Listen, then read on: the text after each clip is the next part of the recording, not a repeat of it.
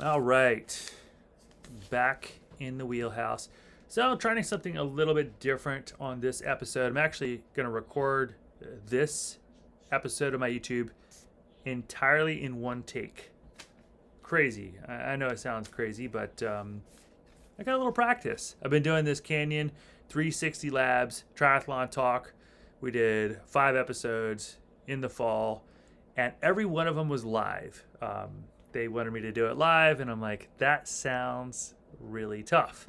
But it also helped me with being able to sort of plan my presentation. So, in any case, I was up in my office, and I thought this would be a much better backdrop because we got bikes and gear and stuff in the background. But I was about to take my sweet BC Bike Race 2020 calendar down off the wall because, by all accounts, actually have a picture of the 2020 season in review there.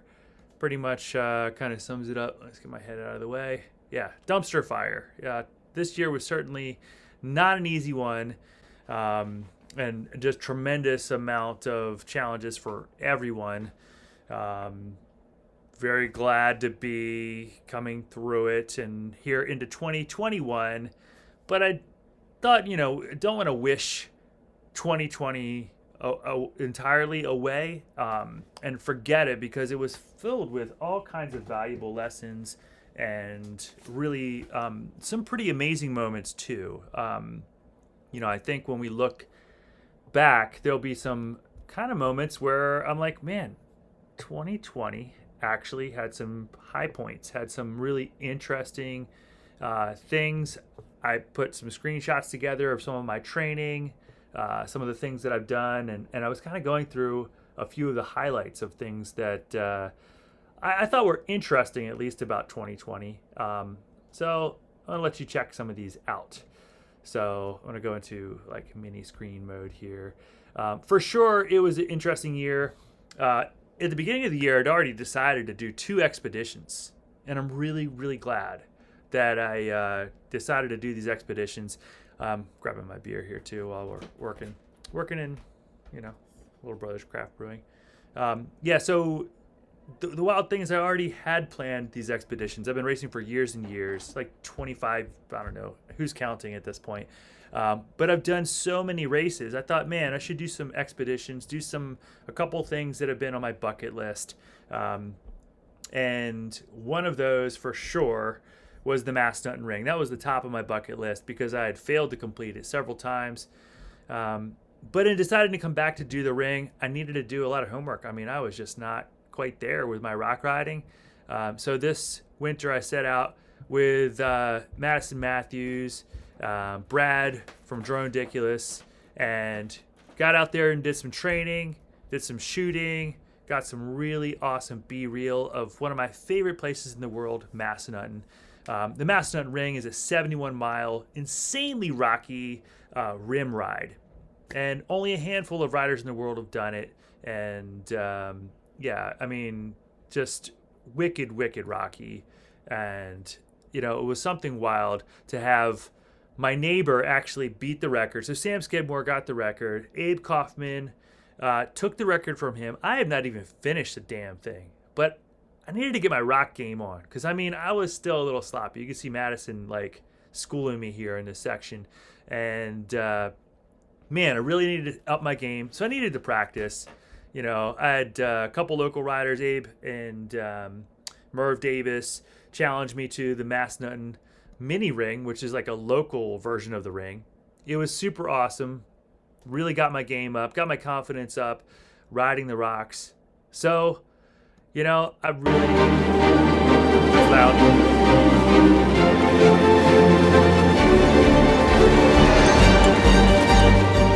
Turn that volume down. One of the many clips we got. So cool.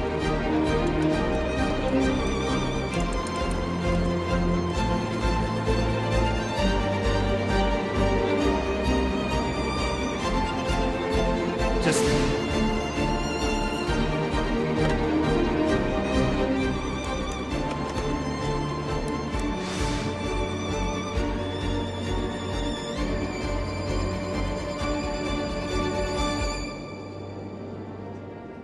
look kind of determined in that shot, don't I? Yeah, so the I couldn't talk over that amazing violin music. But yeah, just totally wild out there. I cannot put into words. I promise I'm going to do a real YouTube episode. This is sort of like a montage of a bunch of different things. But a real YouTube episode on the Mastodon Ring. So yeah, just really stoked to get all the footage and to cut it in the right way. I really need to tell the story because I'm not the only rider that's done the ring. It started as a running race, 30 years in the running. Just super fascinating story. So I think just to tell that story properly is necessary. But that's one of the clips from just a fantastic effort. We flew back, and then we were in lockdown. Everybody was told to stay at home, not do anything dangerous, so you don't have to go to the hospital. But COVID here was a sort of a slow ramp. Our state locked down pretty quickly, and then, after it wasn't imminently threatening, we started to go nuts, and we started to do things like seeing, how many push-ups we could do and how many planks we could do. And luckily, we were able to ride outside. I would just ride by myself, and but then, I started to focus back on the ring, and, I'd done this mini ring for training. And then I just decided, man, I got to do this. This is my opportunity. This absence of races. I didn't have to go to events or anything like that. So, yeah, man, it just was incredible chance to get back out there and to do it. So I'm going to play some more highlights. I cannot emphasize how difficult, how rocky, and how tricky this trail is. But this clip gives you just a little piece, just one little sliver, like 5 minutes of the 11 hours and 20 minutes that it took me to do the ring. Whew. It's kind of awesome too. It's like the gym is open. Yeah, but it felt like I did a million push-ups after the end of the riding. day. Just Get your breathing completely up to destroyed. Not even pedaling. Like, look at this stuff. Like, you pedal once and then you Like lift, pedal again, then you 10 hours lift, more. pedal again, then you lift. Got it. It's like one section at a time. So gnarly. GoPro, stop recording. Yeah, and the crazy thing is that was the easy part. I am not kidding you. There's like this section called the waterfall where you have to hike up this like, I don't know, 1,000-foot climb, and it's on and off the bike, and you could ride like little tiny sections. It just tempts you. It's just a bad idea to get back on because then you can fall over. This clip kind of captures how tedious it is. So you're just like pushing, then you think you're going to get on your bike again. This is like 7 hours in to the Mastodon Ring. I'm just shaking my head. My shoulders hurt. My hands are cramping. I'm looking up. The climb just keeps going up and up and up and up. And, you kind of get to this point where you're like just making mistakes. You're just hanging on by a thread. And I had slammed, my bike into my arm a few times. Here you can see one of the steeper sections where you're dropping down. And, man, I am sweating like crazy, working so hard. To give you an idea, this is the most physical ultra endurance effort I've ever done. And yeah, I mean, this takes a lot of mental willpower, takes a lot of patience. Your bike rotor like clips into your leg, you're slipping, you're sliding. Like you can see I've like no traction left on my shoe. Because the rubber is gone. So you can just kind of see I'm like in like dancing shoes. I'm like in high heels, like trying to go up this rocky ass climb. And I got like 6 hours left. I mean, just hard to explain in words. Okay, that kind of explains it a little bit. You can see I'm kind of like, bike is falling on me and stuff, and you can see I'm going very fast here. Probably something around like 2 miles per hour, 3 miles per hour, if that. Muscles working as hard as possible, just flexed, straining, gritting teeth. Yeah, but for all the real suffering and pain that the ring has, there are these glory moments where you're like, okay, I'm kind of getting back in the move.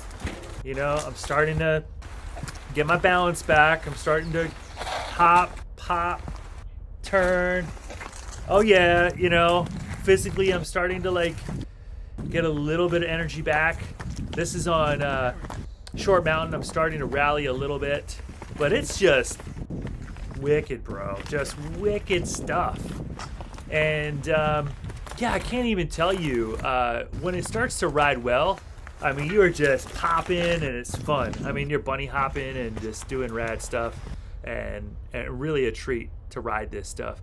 You know, I would say, you know, the ring was like a tale of multiple different feelings and emotions, and I got to this point when I started to pick up some speed. I was close to the record.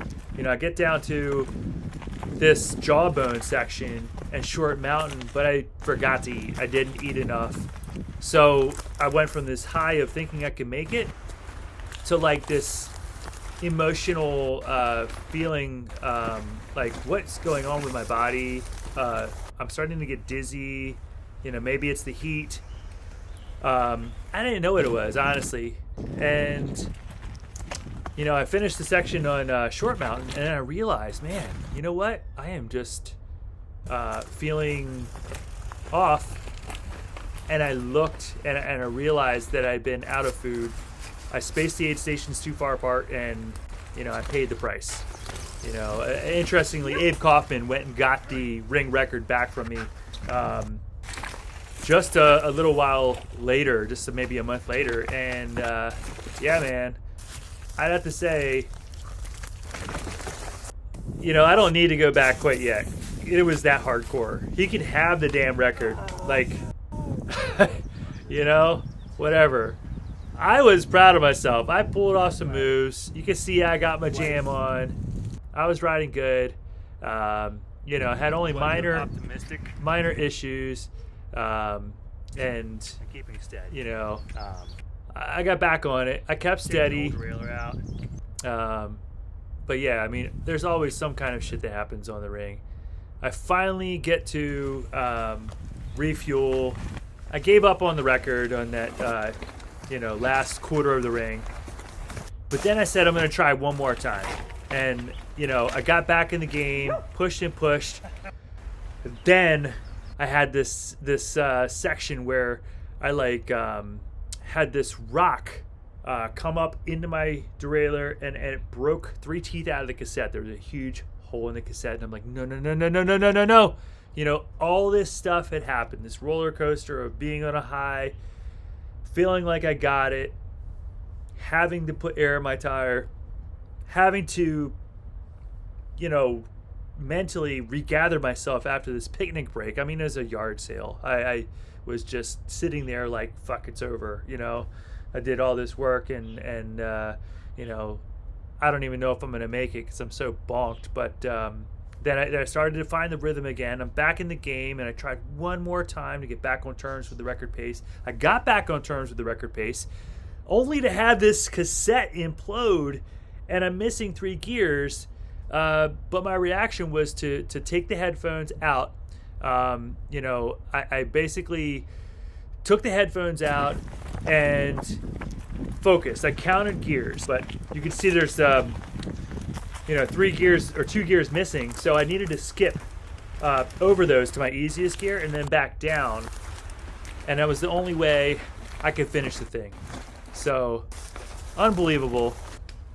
Really unbelievable ride. Unbelievable that I finished this sucker, because it was one of the hardest things I've ever done. And as I lay on the ground in the parking lot, I'm thinking to myself, what just happened? My hands were raw, bloody. My feet were bruised. I fractured my thumb. You know, and you know, I was not even happy. I had blood on my shoulder. I'd hit a tree with my shoulder. I don't know if you see that. And I was just in a rough way, man. And I didn't celebrate. I mean, I packed a beer, put it in the cooler. I thought, you know, I'm going to lay there. I'm going to celebrate. I'm going to just, you know, put my bike over my head or whatever. And I just felt like I survived a bear attack or something, you know, like I'd fought a bear all night, you know. Finally meeting up against this mental monster. And I finally killed the sucker. And it was over. And I wasn't even, like, happy. It was like 3 days later, though. I was like I'd eat a bucket full of Skittles or something. I mean, I was so happy. It was just ridiculous.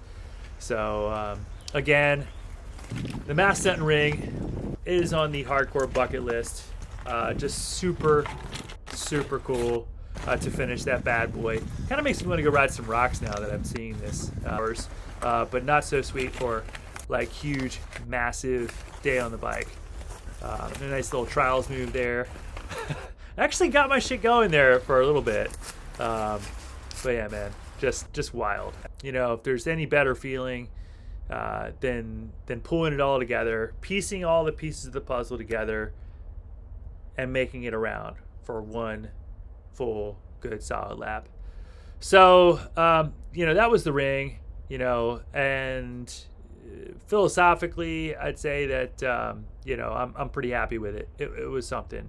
And I put together a small video with some of our highlights from the family bike ride. I hope Aaron doesn't mind me sharing these, but, you know, we had more family bike rides than ever. T-shirt rides. We would ride to the park. We would ride with skateboards and backpacks to the park. We would ride, you know, at the, we would ride like at the track, the high school track, really good place to practice. We would ride in the golf course. Bike tricks. You know, Conrad learned a whole bunch of new bike tricks. Over the bridge. Beatrix learned how to ride the pedal bike and he's got pretty good at it, you know. Super fun. Nice work, Beatrix. You're doing great. The good family times. Squirrel is slow. Yeah, squirrels even seem slow when you're on a bike. So yeah, there was definitely some times when I was like, you know, this is all right. May 20 something. I couldn't even tell what day it was. 20. This is one lap. All right, I was just kidding. go for it. I'm talking about 20. Hit it. All right. She's gonna go for, well, 10 is gonna be a whole lot. Yeah. That'd be like 10 miles, B. So B really got into it. She started training with me. So I would meet out there after a ride. She's 2 minutes and 6 seconds in. And we timed her for a few laps. This is your new PR, isn't it? She got serious. You know, really serious. Your new best time. All right, coast.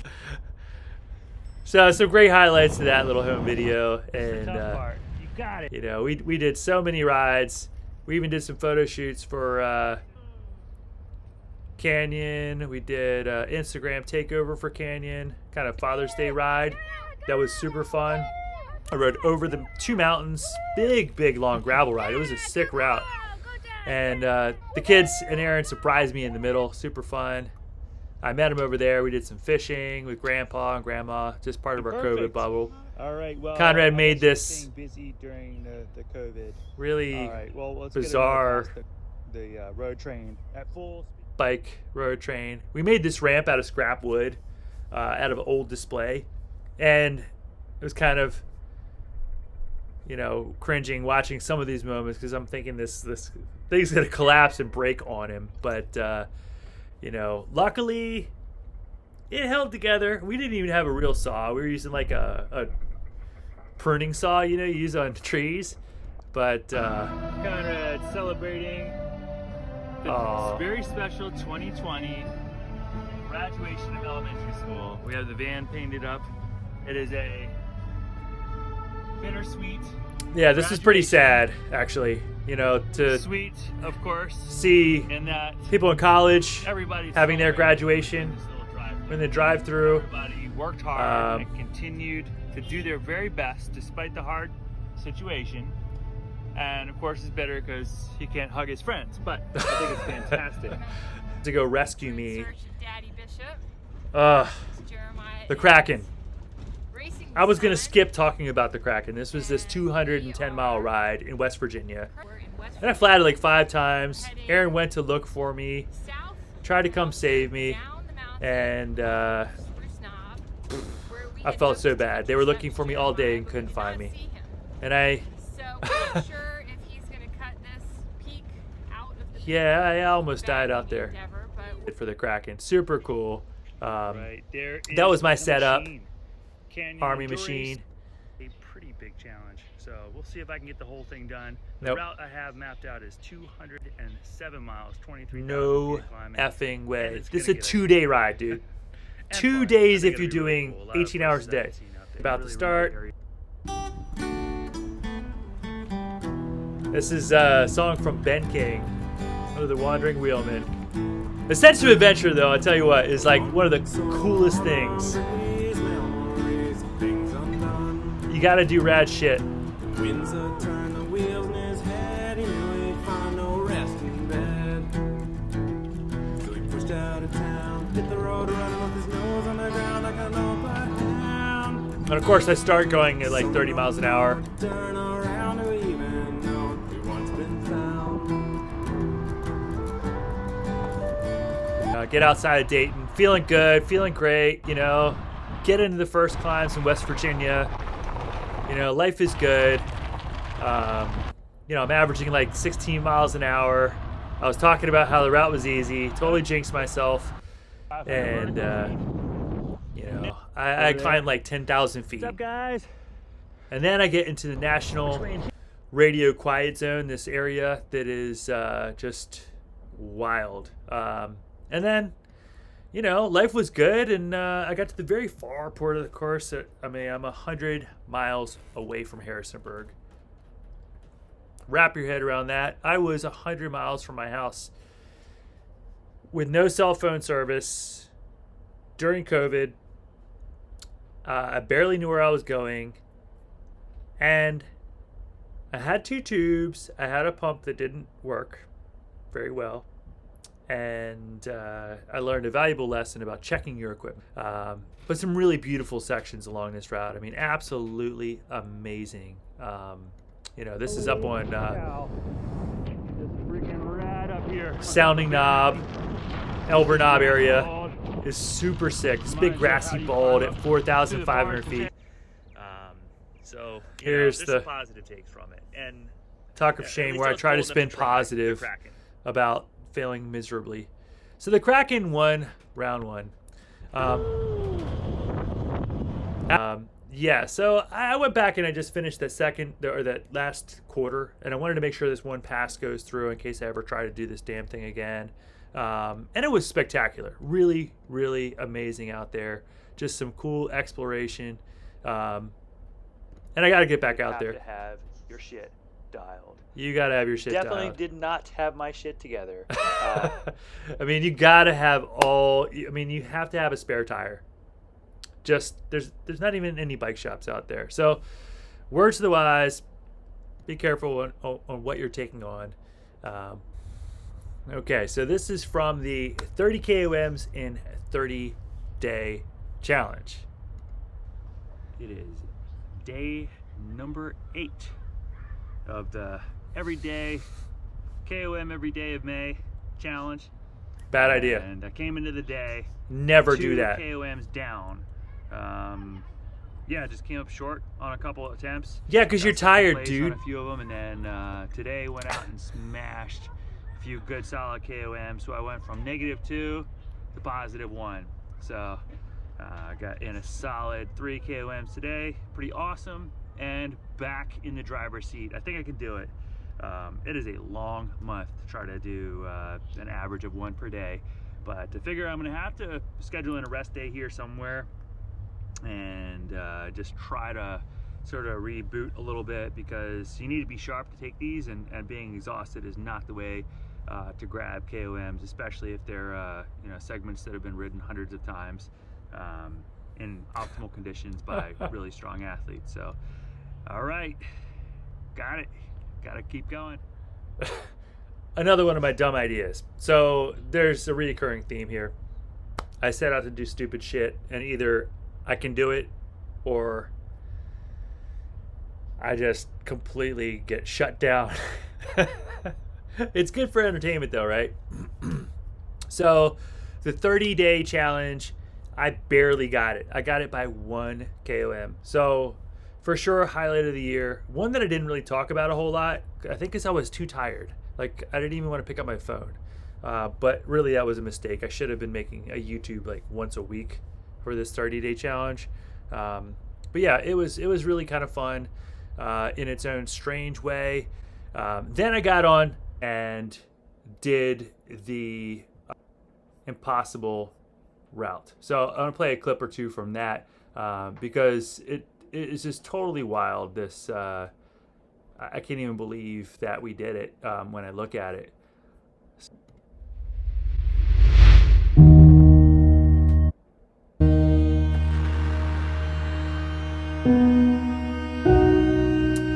gonna back this up just a little bit.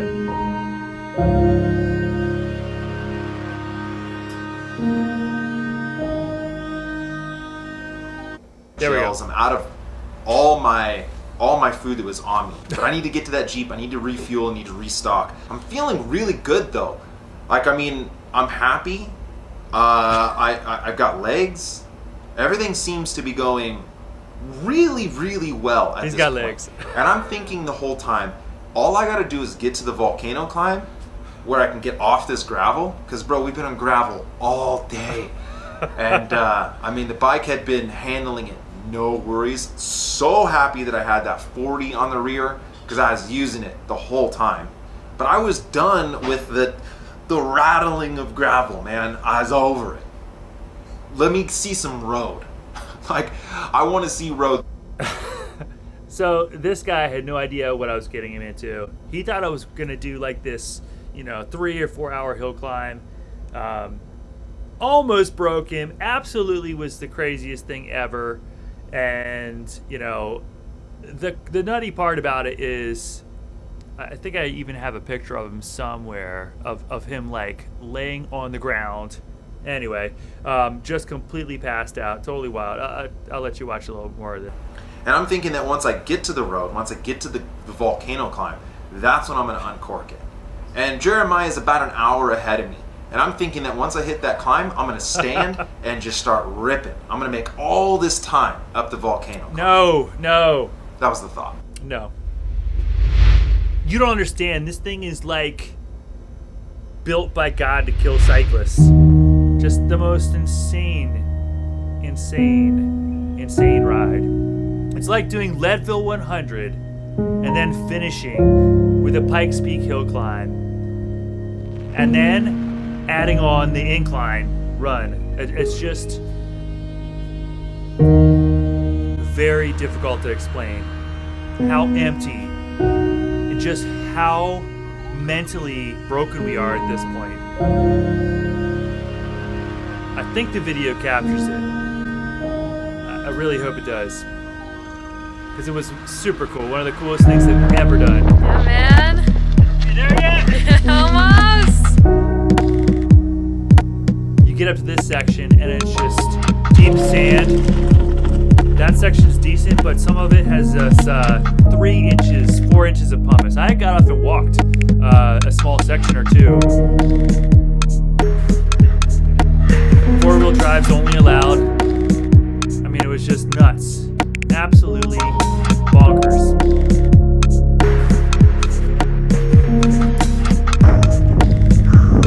mean, it's gotta be the world's hardest hill climb. It's gotta be.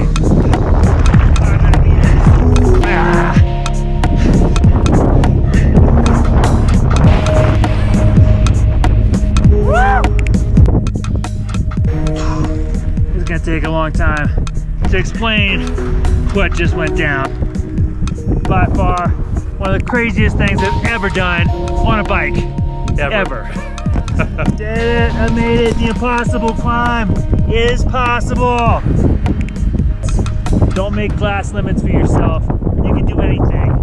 If I can do this, All right, man. That was wild. Really a proud feeling. First ever ascent. And we had no idea that COVID was going to come crashing down on the season. And I didn't even think Tyler was going to finish this one, but the whole movie just worked out. Tell you it really this, worked dude. out great. If this bike blew up in flames right now, I'd be so pumped. Like if everything just broke at once. I could have an excuse. Check this part out. It's my favorite part of the whole Super movie. hippie, but it's so weird that there is. Who is this other thing inside of me talking? This guy's crushed, man. You know what I mean? Like when you're like, oh, I gotta wake up early. Then what is the other person going? Nah, dude, just sleep in. And then you're fighting with yourself. Why do you have to team up, brain? I don't know. Get on the same page. This Like guy, if we both wanted to get to the top of the climb, then everything's good. he's definitely Why is there a tripping part- now. Why is there a persona hidden deep down that's just like negative Nelly? And he's winning right now. Oh yeah, this guy was wrecked. He Can't still let had him- 4,000 feet left. Not yet. It's going to stand in my way. And that's such a bummer, right? To be like, because it's my mind, dude. I should have control over my mind. You know, there's two beasts inside, and one is like, you got this, and the other one's like, no way, dude, you're going to die. I thought he was gonna die too. You can just see how wrecked my eyes are, glassy. I have no color left, you know. And then we had to go back down the mountain and rescue Tyler. I thought for sure he was done, but he actually was still there. He was still there. And the crazy thing is, he actually got his shit back together, got back on his bike, and he started climbing again. And he only had 2 hours to make it for the last like 11 miles, and somehow he did it. He did it. But in this moment, I'm lying to myself, dude, that I just put out 2 more hours and you can be done forever.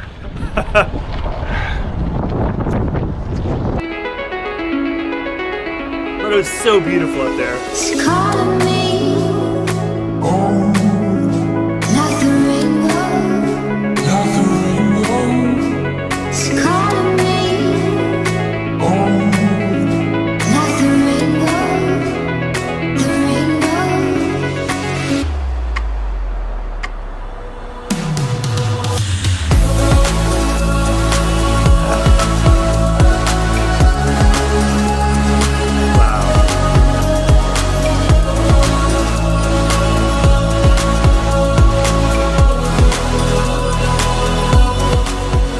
Gotta turn that music down a little bit. Yeah, just absolutely wild. Super slow motion. The altitude is just crushing up there. Really difficult to explain how hard it is to just keep on going. And we finally get up to the very top. And it was like a dream come true to see it through, to see it happen, to see it actually, both of us make it. I can't even tell you, it's just a lifetime highlight to do something like that. And Top of the world. definitely could not foreshadow what it felt like. Like my whole life is all condensed to just this one moment. You know what I mean? Oh, so sweet. So yeah, it was just really, really neat, really neat. Yeah. Fluids and emotion. I mean, this is just one of the. So And took Tyler a little bit of time to just compile this is the one of whole those effort. things where it's like, I mean, just to understand what we had done and to really sort of absorb the gravity of doing this first ever climb. I mean, it was just something that, yeah, you don't know if it's going to come together. And when it does, you're kind of in disbelief. It's almost like you're not happy. And I think when I did the ring, that was a similar type feeling. So a little later, you know, Now Alpine Loop Gran Fondo. I was so close. All right, Alpine Loop Gran Fondo. Yeah, we'll get back to that one. In order. Now another Alpine Loop Gran Fondo. Anyway, so we did the Alpine Loop Gran Fondo. It was a sort of do-it-yourself version. We kind of had this whole like virtual challenge element to it, and it was really fun. You know, we had just a fantastic lead up to it. We had a training challenge, and we had online. We had Zwift rides to help build up for it. Actually, you know what I have in my pocket? I have my medal from the WTF edition of the Alpine Loop Gran Fondo. And, we sent these along with our prize packs, and it said, open it up after your big ride. And I ended up doing the ride with none other than Sean Gardner, who was training for the Everest Challenge and got it. I helped him pick the hill. And, I'd say the Alpine Loop Gran Fondo was probably, it helped. It's always good luck. And this says open it up after your big ride. Well, I'm going to call 2020 the big ride. Like, I am not kidding, bro. That was crazy. I don't wish to do it again, but I also look back at it with a lot of memories. One of which is inspiring people to continue climbing, continue searching for adventure, and continue doing the good things that you love.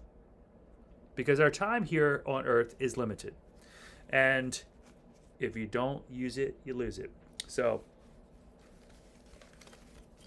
how about that? So, just a wild year. What I'll show you guys next is actually kind of cool because it's the snapshot of training for the year. I think it's kind of cool. So we've got the sort of screenshot here. I'll show this one to you because it's kind of cool. This is my actual Strava heat map. So if you take a look at this bad boy, it's just kind of shows all the areas that I rode. You see over here, this is all on the east side of the Blue Ridge, where Aaron's parents lived. We had some visits there. Blue Ridge School, the Monterey Jack Loop, Alpine Loop, the Kraken, which was another real highlight ride. Couldn't believe that ride. It was absolutely nuts. And then, of course, the Rockstar 250-mile ride down to Harrisonburg from Roanoke. First ever FKT attempt like that was 20 hours long. Absolutely backbreaking. But we managed to raise close to $5,000 for a local homeless shelter and organization that's called Our Community Place. So really proud of that effort. It was super cool. And there were definitely some highlights this year. Here's my VeloViewer snapshot, which kind of just goes into, shows how many miles I rode. This is kilometers though. It was about 10,000. There were quite a few runs, quite a few other activities involved in there, and I didn't include gym time in here, so it was probably a little bit closer to 900 hours total. But yeah, I mean, some really big dog rides, some really long rides, some really tough rides, and certainly very proud of not only the impossible hill climb, but the ring. Knocking that sucker off was really quite an amazing thing. So, I don't want to do 2020 again, but I am going to say there were definitely some really cool things, like the longest ride I've ever done. I mean, how cool is that? The Kraken, definitely learned some personal limits. I learned a bit about the, sort of adventure riding. The stupidest thing was the Kraken. The most interesting thing was the DIY try. And I'll play a clip from that because I think it's pretty cool. So Canyon put together this DIY try. I did some training, did some running. I taped my nipples. I have no idea.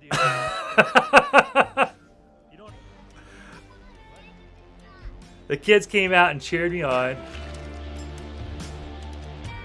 Not too bad.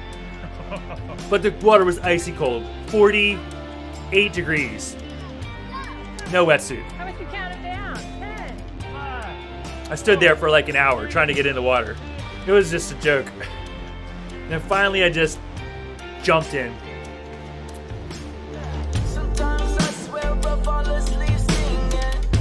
Then I kind of got into it. This is only confetti. And then I choked down some water. I drank like a liter.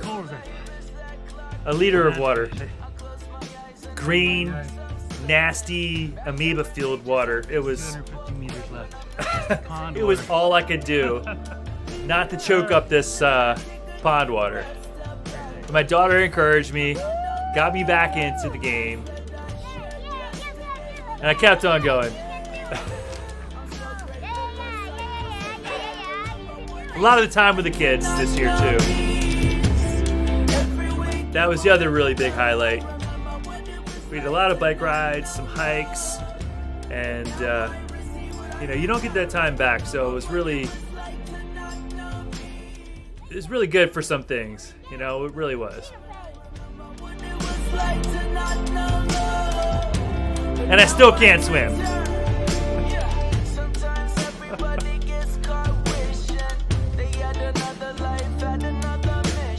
my gosh, can't believe I'm doing this. You get out of the water and you're like totally dizzy, disoriented. Then after about 5 minutes I warmed up and I really started to move. Riding the Speed Max was really fun. Super, super fast bike. It was so fun.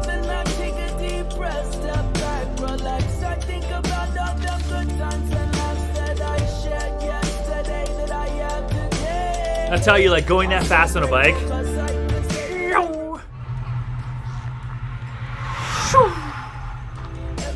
I mean, like, what's not to love about that?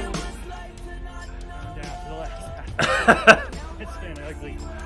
Yeah. And running that far Places I didn't even know existed. hurt me. But it's also been awesome and give me a really good taste of what triathlon's all about.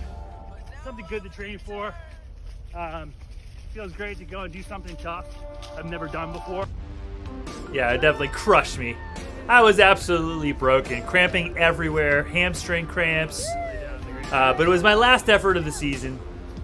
So Yay. That was awesome. Earned a beer. Canyon DIY try. cheers. Done and dusted.